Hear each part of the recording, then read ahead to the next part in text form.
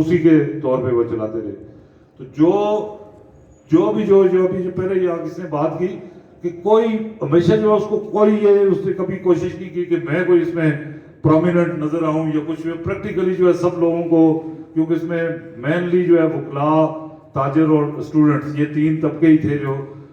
اسی میں سے جو لوگ زیادہ وہ اس میں وہ کوشش کر رہے تھے, اور وہ مختلف نظریات کے لوگ تھے. پاکستان کی جو پولیٹیکل پارٹیز ہیں ان سے تعلق رکھنے والے لوگ بھی تھے. لیکن مجھے یہ اس بات پہ مجھے جو ایک امید کی کرن نظر آتی ہے کہ پاکستان کی مسلم لیگ, نون, پیپلز پارٹی اور پی ٹی آئی, تینوں پارٹیوں کے جو لوگ دریا بچاؤ تحریک کے ساتھ وابستہ ہوئے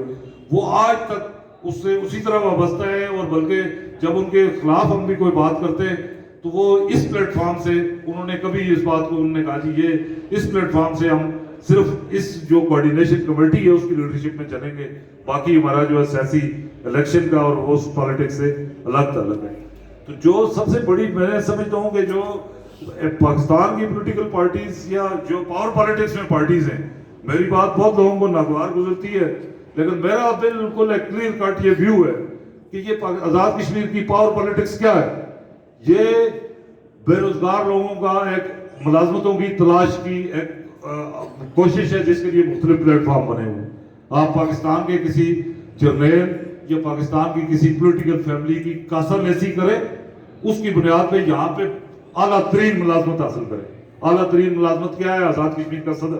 آزاد کشمیر کا وزیر اعظم, یہ اعلیٰ ترین ملازمت ہے. یہ اس کو آپ پالیٹکس کہا جاتا ہے یہاں پہ. دوسری طرف جو آپ کے نیشنلسٹ پارٹیز ہیں وہ لوگ 75 سال سے جو ایک تھیوریٹیکل وہ اس میں ایک اسٹرگل میں یو این او کی قراردادوں کا بھی ذکر ہوتا ہے, اور اس کا حالانکہ وہ پریکٹیکلی اس کو کوئی دیکھنے کی کوشش نہیں کرتا کہ ان کی کیا حیثیت ہے یو این او کی. آج تک کسی نے یہ آپ کو یہاں پہ سارے وہ